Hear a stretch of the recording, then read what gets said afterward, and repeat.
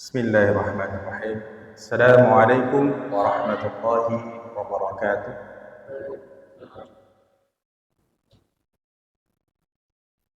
Alhamdulillahi rabbil alamin. Wassalatu wassalamu ala asrafil anbiya'i wal mursalin. Sayyidina wa nabiyyina wa maulana Muhammadin wa ala alihi wa sahbihi ajma'in. Amma ba'd. Allahumma inni a'udzu bika an adilla aw udalla aw azilla aw uzalla aw adlima aw udlama aw ajhala alayya. Kaum muslimin jamaah salat maghrib Langgar Darussalam yang dirahmati Allah Subhanahu wa taala. Alhamdulillah, segala puji bagi Allah. Kembali pada kesempatan malam hari ini kita diberikan banyak karunia oleh Allah Subhanahu wa taala, dan tentunya sebagai konsekuensi dari nikmat yang diberikan, maka tuntutan yang muncul adalah bagaimana kemudian kita menjadi hamba Allah yang bersyukur, yang mana kemudian syukur ini tidak hanya cukup dengan mengucapkan kalimat tahmid alhamdulillah, tetapi lebih jauh bahwa hal tersebut memacu kita atau memberikan tenaga kepada kita untuk menyempurnakan kehambaan kita kepada Allah Subhanahu wa taala. Salah satunya adalah yang menjadi dasar dari semua unsur-unsur ibadah, bagaimana kemudian pola perbaikan ibadah itu dilakukan, selalu dimulai dari thalabul ilm, selalu dimulai dari menuntut ilmu, melakukan tadabbur, melakukan ta'lim, melakukan tilawah, dengan satu harapan besar akan mendatangkan satu petunjuk dari Allah Subhanahu wa taala, yang dengan petunjuk itu kita melakukan berbagai kebaikan. Maka bayangkan jamaah rahimakumullah, Al-Quran yang segitu tebalnya isinya petunjuk semua, yang kalau dikalkulasikan misalkan satu Quran taruhlah tidak 6.666 ayat, 6.000 ayat saja kita kaji satu hari satu ayat per hari, berapa lama selesai? Belum bicara hadis Nabi Shallallahu Alaihi Wasallam yang tidak berbicara ribuan, puluhan ribu, ratusan ribu. Maka tentu dengan kemuliaan yang Allah berikan kepada orang Islam, bahwa Allah menjaga Al-Quran dengan sebaik-baiknya, bahkan hadis Nabi SAW terjaga juga dari upaya-upaya untuk menyelewengkannya, maka tentu kita sebagai umat Islam harus memberikan waktu yang maksimal agar kita bisa memahami kedua sumber hukum Islam itu dengan baik. Karena tidak ada kebaikan kecuali didasarkan dan bersumber dari dua hal. Maka wajar jika Rasulullah SAW mengatakan, "May yuridillahu bihi khairan yufaqihu fiddin." Barang siapa yang Allah inginkan untuk memberikan kebaikan pada orang itu, atau Allah ingin menjadikan orang itu baik, maka salah satu tandanya adalah Allah fahamkan, Allah faqihkan dia dalam urusan agama. Maka ini satu kedudukan yang sangat mulia dari Allah Subhanahu wa taala, maka hendaklah kita menjadi orang-orang yang menyambut hal tersebut dengan semangat. Maka jamaah rahimakumullah, pada malam hari ini kita akan melanjutkan kajian kita. Kemarin kita sudah membahas pada bab salat, berbicara tentang qadha ya. Bagaimana qadha salat itu menjadi sesuatu yang disepakati hukumnya, hanya kemudian ada perbedaan di tataran teknis. Utamanya ketika berbicara qadha salat yang tertinggal bertahun-tahun. Kalau tertinggalnya baru sehari 2 hari, cepat. Qadhanya kapan? Ketika ingat. Tapi kalau yang sudah tahunan, di situ ada perbedaan pendapat. Ya, ada perbedaan pendapat yang kemarin saya sudah jelaskan. Dan insya Allah malam ini kita akan masuk ke poin selanjutnya, berbicara tentang wasyaraitu wujubus salati thalathata. Wujubus salat. Bicara tentang syarat-syarat sahnya salat. Ya, berbicara tentang syarat-syarat sah salat. Jadi masih panjang, Pak ya. Syarat wajib salat, syarat sahnya salat. Ya. Kemudian masuk ke rukun-rukun salat. Kemudian bicara sunnah-sunnah sebelum dan ketika salat. Ya, perkara-perkara yang kemudian terjadi perbedaan dalam perkara salat antara laki-laki dan perempuan. Ini masih panjang bab salatnya. Maka saya bilang mudah-mudahan kita cukup umur untuk bisa menyelesaikan. Amin ya rabbal alamin. Maka disebutkan dalam matan takrib wa syaraitu wujubus shalah thalathata asya. Syarat, saya mohon maaf ya tidak bisa menampilkan. Saya sudah buat, cuman tadi saya bilang salah bawa flash disk. Ya. Dalam genggaman saya itu flash disk saya ada tasbihnya. Jadi saya ambil aja, taunya tasbihnya malah tasbih yang lain. Jadi saya mohon maaf tidak bisa menampilkan slide-nya untuk malam hari ini.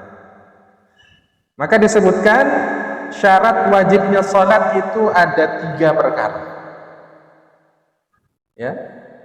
Syarat wajibnya salat ada 3 perkara. Dan ketika bicara tentang apa Pak? Syarat ini berarti kan sesuatu yang harus ada pada saat sebelum melakukan sesuatu itu. Maka disebutkan al-islamu wal bulugh wal aql wa huwa haddut taklif. Syaratnya ada 3. Yang pertama adalah Islam. Syarat wajib salat harus Islam. Yang kedua al-bulugh. Bulughnya apa? Baligh. Ya. Baligh atau akil baligh. Dan yang ketiga adalah wal aql. Berakal. Ya, berakal. Maka qala al-musannif, berkata penulis yang seperti itu beliau menyebutnya. Asy-syartu huwa ma yalzimu min adamihi wa adam al-masyrut. Syarat itu segala sesuatu, ada sesuatu yang jika syarat tersebut tidak ada, maka pasti yang disyaratkan tidak ada. Saya bacakannya begitu Pak, pasti pusing. Jadi syarat adalah sesuatu yang jika syarat tersebut tidak ada, maka pasti yang disyaratkan tidak ada. Contoh, kewajiban sholat tidak akan ada jika syaratnya tidak ada. Misalkan salah satunya tadi akal. Maka jika seseorang tidak berakal, sama dengan tidak wajib sholat. Paham Pak ya? Itu syarat. Jadi kalau nggak ada akalnya gimana? Wajib nggak dia sholat? Tidak. Ini yang pertama yang disebut syarat. Kemudian yang kedua adalah, dan tidak mesti jika ada syarat yang dipersyaratkan itu harus ada atau harus tidak ada. Ayo, pusing-pusing. Ya. Dan tidak mesti jika ada syarat yang dipersyaratkan itu harus ada atau harus tidak ada. Contoh, ada orang, kalau tadi pertama bilang kewajiban sholat itu tidak akan ada jika syaratnya tidak ada. Artinya jika seseorang itu tidak berakal, kewajibannya gugur. Paham Pak ya? Nah, ini ada orang yang berakal, ada dia punya akal, tapi tidak kena wajib sholat. Tidak mesti menjadi wajib atau tidak menjadi wajib sholat itu disebabkan adanya akal tadi. Contohnya apa? Hah? Orang haid berakal? Orang haid berakal? Dapat gak dia kewajiban sholat? Saya lebih enak nyontohkannya non-muslim lah. Non-muslim berakal Pak? Punya akal nggak? Punya akal nggak? Ada nggak wajib sholatnya? Kenapa? Islamnya tidak ada. Padahal dia berakal. Jadi kendati pun syaratnya itu ada. Kita bicara tadi yang pertama, sholat itu kan di luar. Dia punya syarat tadi, Islam, balik, berakal. Maka kalau mau sholat tidak ada salah satunya, bisa gugur kewajiban. Tapi syarat yang kedua tadi, pengertian syarat tadi, misalkan syarat itu menjadi syarat adanya atau tidak adanya, maka dia bisa membuat sholat itu menjadi sesuatu yang bisa wajib atau tidak wajib. Ini lebih kepada sesuatu yang difahami secara bahasa.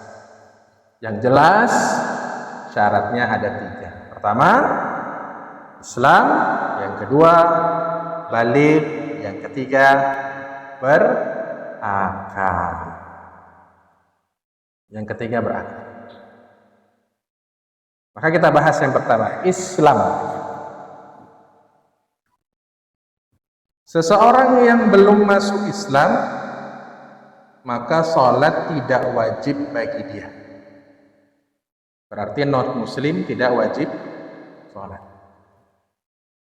Di dalam hadis riwayat Bukhari dan Muslim tentang hadis ketika Rasulullah memerintahkan sahabatnya yang bernama Mu'adz bin Jabal radhiyallahu an pergi ke Yaman, maka beliau mengatakan, ud'uhum ila syahadati an la ilaha illallah.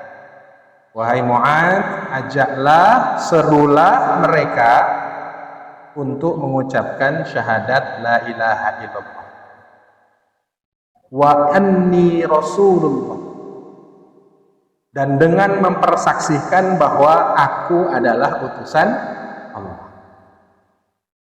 Fa inhum ata'u, jika mereka mentaatimu dalam hal itu, lidzalik, maksudnya mau syahadat, ya, fa'alimhum anna Allah qad iftarada 'alaihim 5 shalawatin fi kulli yawmin wa lailatin. Apabila mereka mentaatimu mau syahadat, maka kasih tahu mereka bahwa Allah Subhanahu wa taala telah mewajibkan atas mereka salat 5 waktu dalam sehari semalam. Hadis ini jadi dalil. Hadis ini jadi dalil bahwa syahadat, bukti gerbang Islam, menjadi syarat orang itu wajib sholat. Terus gimana kalau ada non-muslim yang sholat? Gimana Pak? Hah?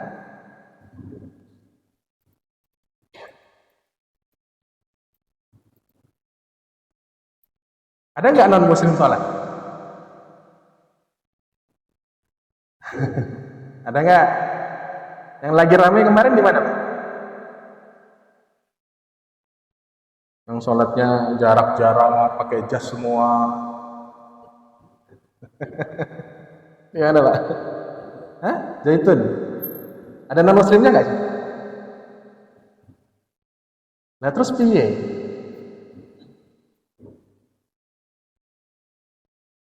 Ya, terus gimana?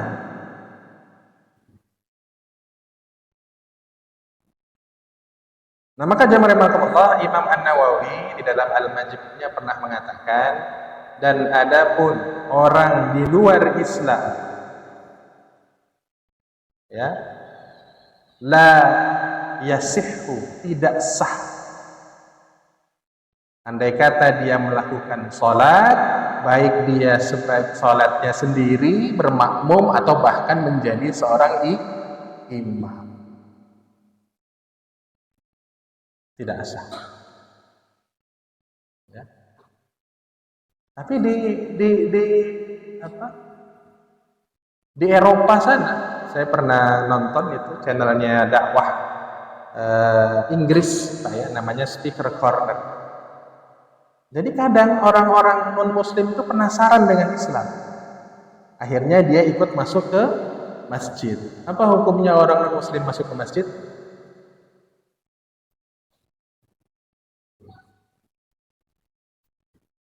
Orang non-muslim masuk ke masjid, apa hukumnya? Ayat Quran yang bunyinya innamal musyrikuna najasun, sesungguhnya orang-orang musyrik itu najis, bisa nggak kena itu? Maka para ulama menyebutkan ayat ini berlakunya di Masjidil Haram, bukan selain dari Masjidil Haram. Makanya kadang mereka masuk, lihat kaum muslimin lagi sholat, mereka penasaran, ingin lihat dan segala macam di sana. Akhirnya setelah sholat ditemui oleh imamnya, ngobrol, akhirnya tertarik Islam, masuk Islam. Ya, masuk Islam. Bahkan tidak bahasanya tuh ada yang bahkan ikut sholat bersama walaupun di belakang, atau bahkan ikut puasa bersama, atau bahkan melakukan ibadah-ibadah yang lain sebagaimana orang Islam. Tapi jelas dalilnya, ketika mereka tidak menjadi seorang muslim, kewajiban sholatnya tidak ada, mau mereka sholat kayak apapun tetap tidak menjadi sesuatu yang bahasanya sebagaimana orang Islam menjadi amal soleh. Tidak, mereka harus muslim, ya, seperti itu. Mereka harus muslim. Nah, ini yang pertama. Kemudian syarat yang kedua adalah al-bulugh atau baligh.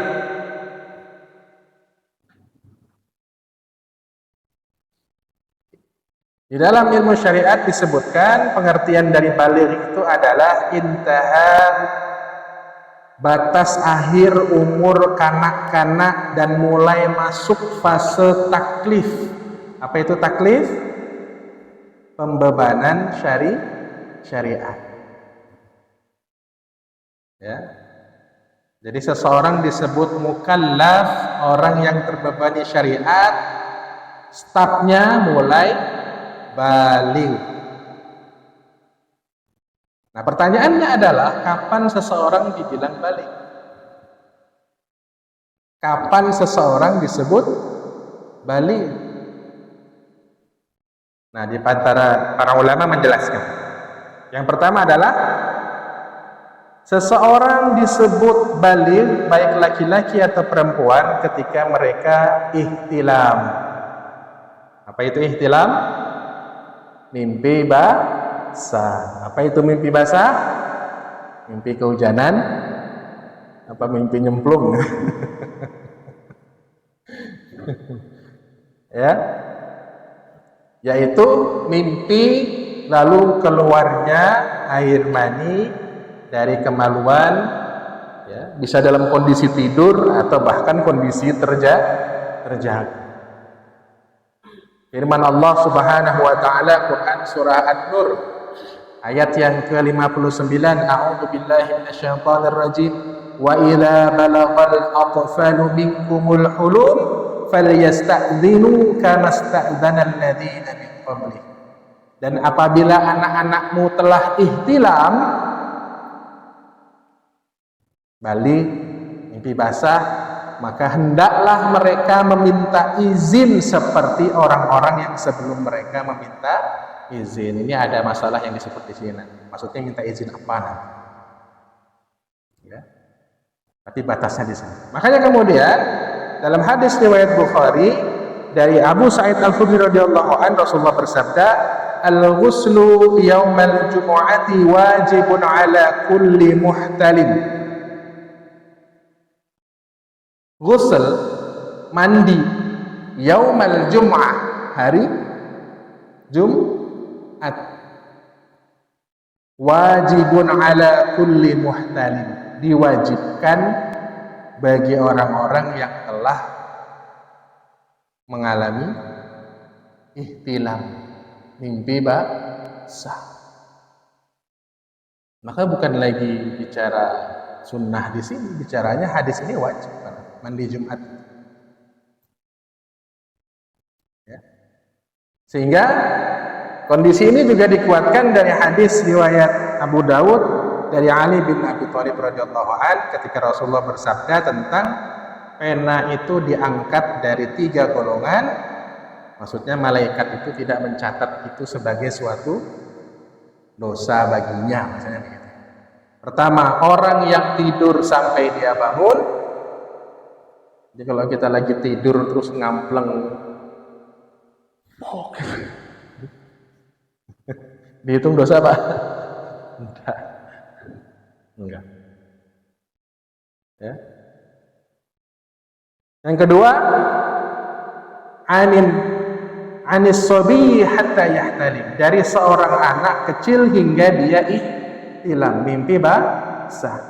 Wa anil majnun hatta yaqil, dan dari orang gila sampai dia sembuh. Sampai dia sembuh. Ya. Jadi bapak-bapak, ibu-ibu yang punya anak-anak yang beranjak dewasa, mulai remaja dewasa, harus ditanya, sudahkah ajarin mereka tentang hal? Nanti kamu akan melewati fase ihtilam. Ya. Jangan sampai kamu tidak cerita, karena ketika itu datang kamu sudah menjadi mukallaf, terbebani syariat. Tidak boleh lagi tidak sholat. Kalau yang perempuan tidak boleh lagi tidak nutup aurat karena dosa. Ya. Kalau zaman saya itu kelas 2 SMP loh. Tapi enggak bisa disamaratakan. Bahkan anak-anak sekarang itu ada yang umur SD itu sudah ihtilam. Entah karena makannya kebanyakan micin atau karena memang saat ini anak-anak kita itu dipaksa menjadi cepat dewasa. Lewat apa? Lewat tontonannya, lewat pergaulannya. Coba lihat zaman-zaman saya dulu, lagu anak-anak. Lagu anak-anak kayak apa ceritanya? Paling tentang mandi, bangun tidur, atau apa. Lagu sekarang anak kecil nyanyinya apa, Pak? Hah? Nyanyinya cinta-cintaan. Bisa jadi juga pengaruh itu, jadi cepat dewasa, cepat balik. Ya, jadi cepat balik. Maka Bapak Ibu harus betul-betul menyampaikan dan mengajarkan kepada anak-anaknya yang berbalik akan tiba masanya kamu seperti ini, dan saat itu terjadi maka Allah telah membebani dengan syariat.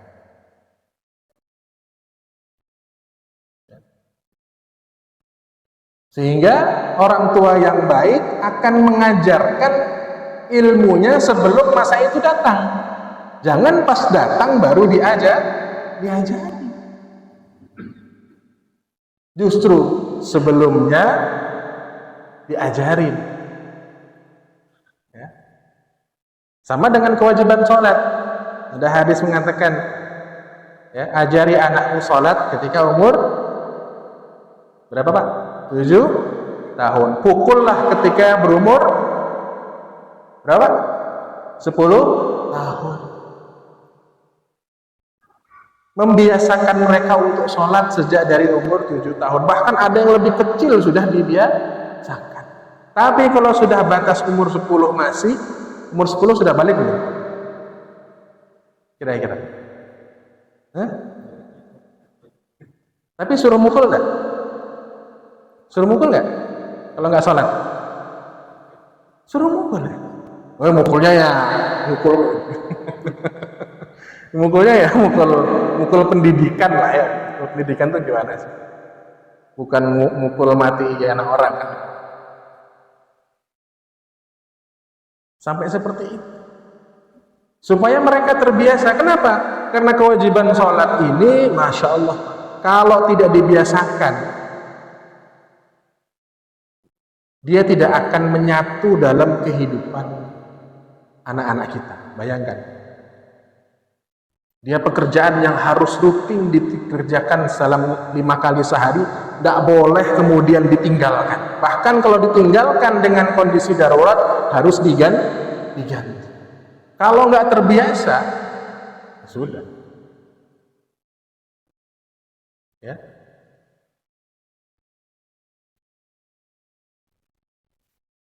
Nah, ini yang pertama, bicara tentang baligh.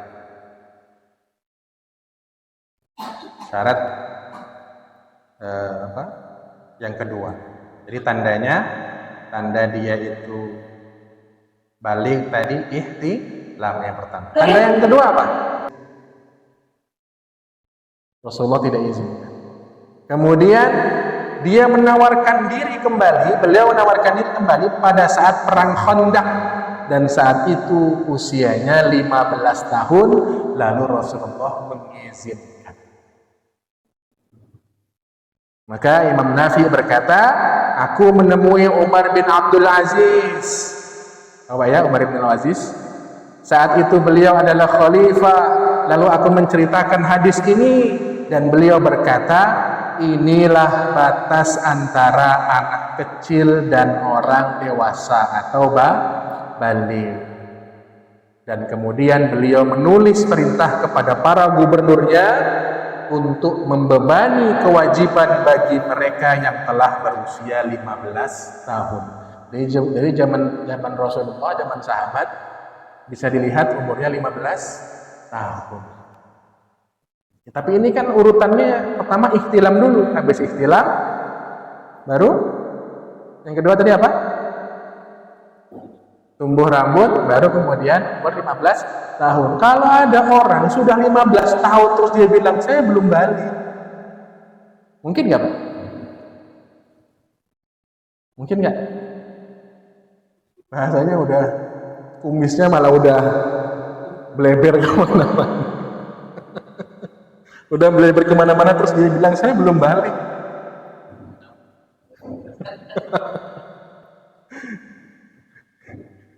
Ya, kan enggak, lewat sudah itu. Bisa jadi karena dia lupa itu saja, lupa ihtilamnya itu kapan.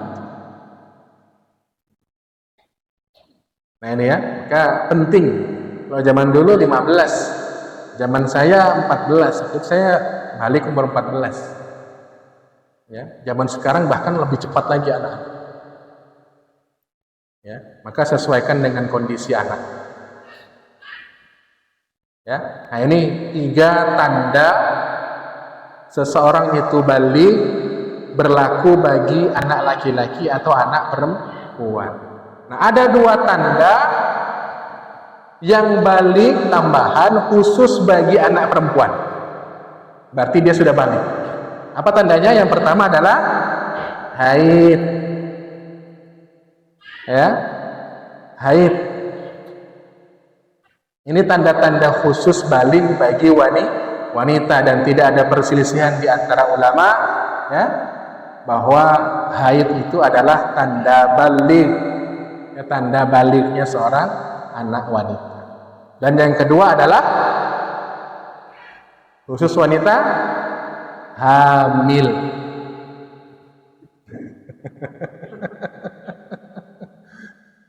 Ya, kalau sudah hamil pasti sudah baligh, nggak mungkin belum baligh.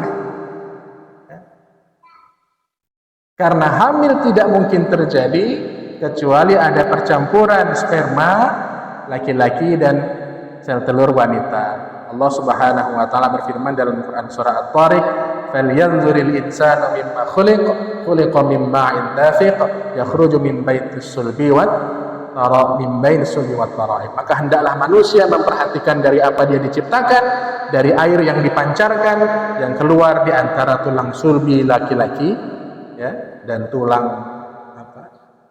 tulangnya wanita. Nah, itu jamaah. Nah, ini tanda balik 3+2. Syarat yang kedua wajib sholat. Nah, syarat yang ketiga adalah berakal.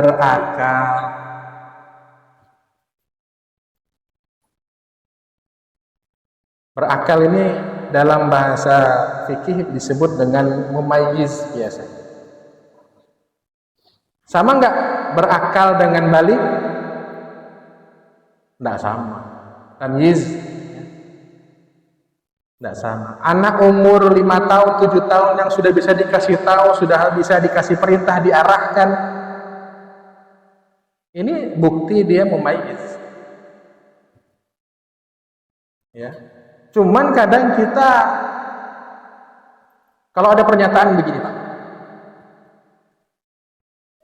Orang balik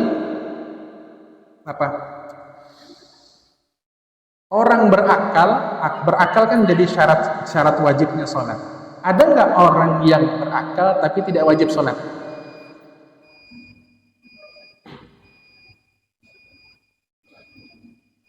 Ya tadi bisa jadi dia muslim, bisa jadi dia non muslim. Ya, jadi 3 yang wajib tadi emang nggak bisa lepas 3 hal ini: muslim, balik, berakal. Bahkan orang gila pun yang kehilangan akalnya, sebagaimana hadis tadi, tidak dibebani syariat.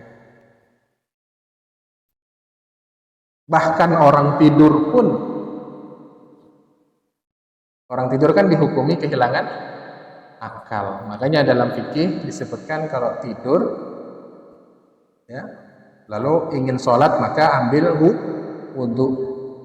Karena orang tidur diserupakan dengan orang gila, kehilangan akal. Maka kalau bapak-bapak tertidur pas Jumatan,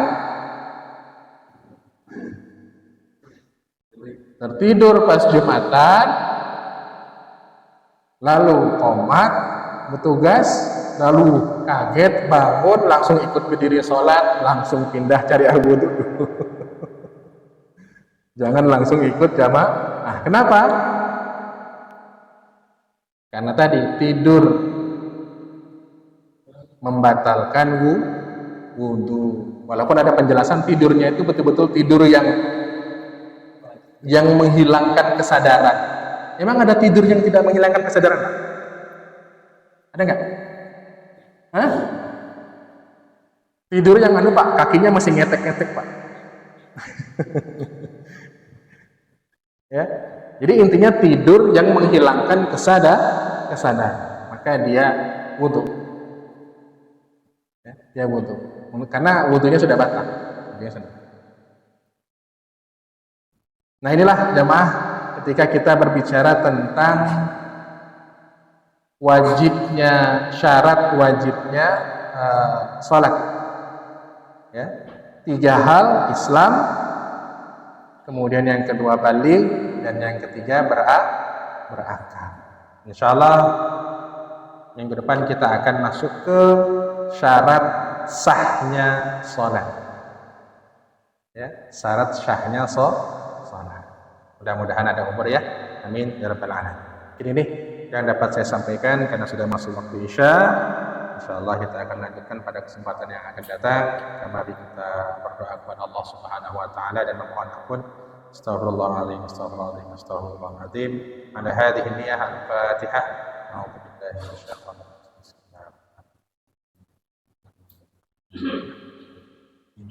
Iyyaka na'budu wa nasta'in.